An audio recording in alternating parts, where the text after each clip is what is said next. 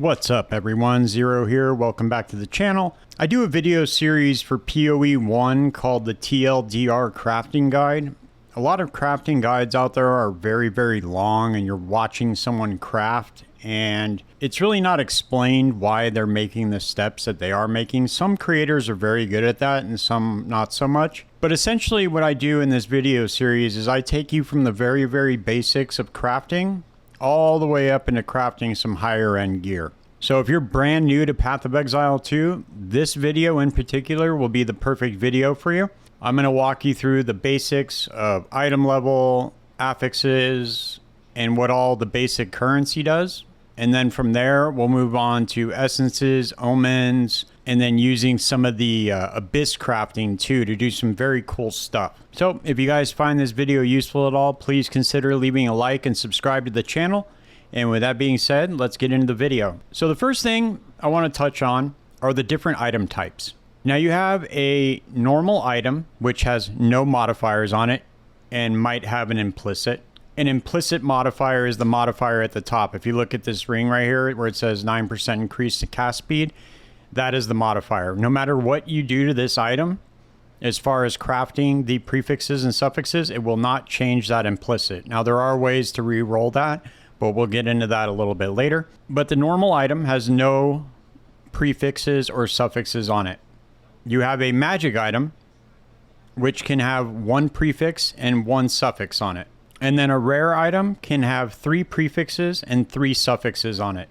If you hold Alt or click the right stick on the controller, you'll be able to see the prefixes up at the top left and the suffixes at the bottom left. And then on the right hand column, you'll be able to see the tiers of the items. The lower the number, the better the tier, with T1 being the highest. If you hold Alt on any item, you'll be able to see the item level at the top. As you see here, these are item level 80. Now this makes a big difference in what can roll on any specific item. A very good tool to get familiar with is Craft of Exile. This website I will put in the description, but this is my go-to for everything when I want to see what can roll on an item, how likely it is to roll on that item, all that stuff. So it does default to PoE 1, so you have to click on PoE 2. But if we take a look at these boots are an int base, so they are energy shield boots. And we click here, we can see all the prefixes and all the suffixes that are able to roll on this item. As you can see here, the prefix column is kind of short. The suffix column is about twice as long. And you can use this to your advantage when you're crafting the item. But it'll tell you here, if you click on energy shield, it'll tell you that in order to roll T1 energy shield, you need to be item level 65 or higher. It'll also tell you the weighting of the item. Now, the lower the number on the weight, the harder it is to roll that affix. So that's about it, just for like the item types and what you want to pay attention to when you're about to start your craft. When you're crafting an item, you always want to have an idea of what you want to craft. So you want to have the exact modifiers that you're going to roll for. You never want to just leave it up to chance, because then you'll end up with a subpar item. So for instance, like if you watch Captain Lance's video on how to craft these boots in particular, I followed his crafting guide and it was superb. He explained why he was doing all the crafting and why he was taking the steps that he was taking. He had a very specific type of item that he was trying to craft, and that is the best way to go about it. So let's take a look at what the currency does. You have your Orb of Transmutation, which is going to upgrade a normal item to a magic item with 1 modifier. So if we do this on these boots, it's going to roll, and we got a suffix on there. Now, with the addition of the 0.3 orbs, they added the greater and perfect versions of all of these orbs right here. And what these do is they just roll a higher modifier on the item. So that way you're not just rolling like a T7 on an item level 80 pair of boots. So it's a little bit more deterministic. You have your Orb of Augmentation, and this is going to augment a magic item with a new random modifier. So we click this on these boots, and we got max life, which is a prefix. You have your Regal Orb, which is going to upgrade a magic item into a rare item with 1 modifier. So we got another suffix on that. You have an Exalted Orb, which is going to augment rare items with new random modifiers. So this is how you would get the remaining 3 modifiers on the item. So there you go. Now the item is full. But you have your Chaos Orb, which will allow you to remove a random modifier and augment a rare item with a new random modifier. So it's going to take one off and add a new one.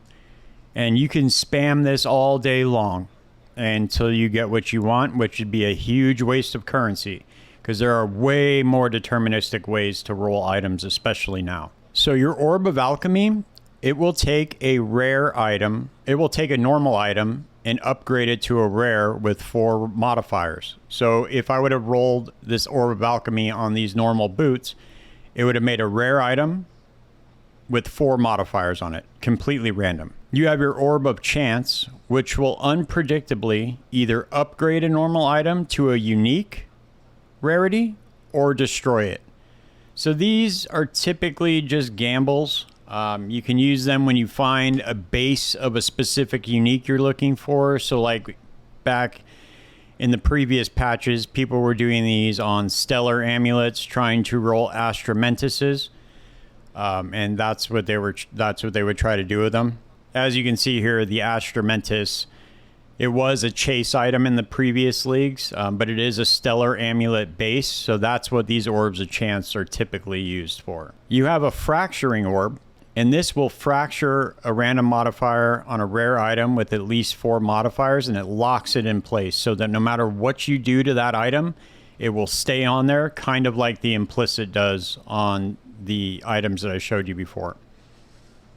As you see here on the boots, the lightning resistance is fractured. That's the grayed out modifier at the top.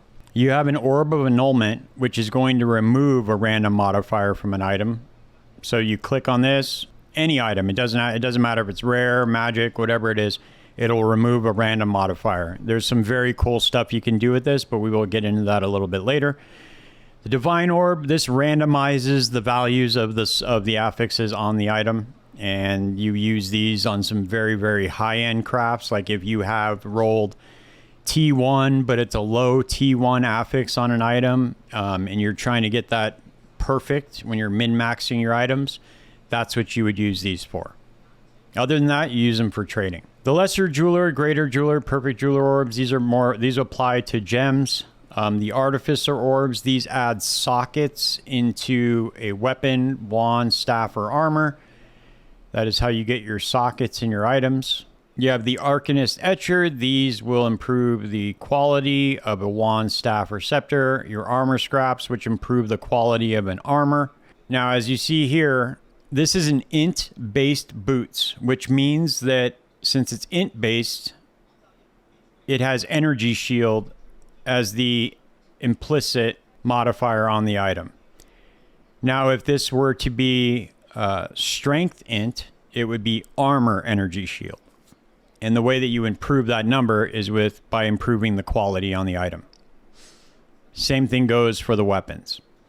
So you have a blacksmith's whetstone, which will improve the quality of a martial weapon. And as you do that, the base damage will go up on the item. So as you see here, I have this staff. If I add quality to it, the physical damage will increase. So that's how you improve your weapons as far as the DPS goes at the top. Your glass blower baubles, they will improve the quality of flasks, and the gem cutters are for skill gems. But you also have your Vol Orbs. Now I saved these for last for a reason. When you use this, it will modify an item unpredictably and corrupt it, which means once it's corrupted, it can no longer be modified. So this would be a very last step, but it is 100% a gamble. There are a few different outcomes that you can get.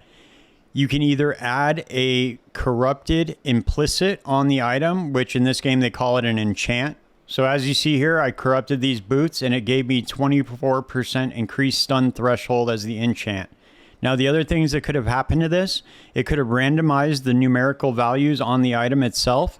It could have added a socket. So if it has 1 socket limit on the item, it could have given me 2 sockets. For weapons, it can give you up to 3. Or it could just do nothing. There are ways to make your Vol orbs lucky, but we will get into that a little bit later. Now, the rarity of the items and the amount of affixes that are allowed on each item, it's not across the board.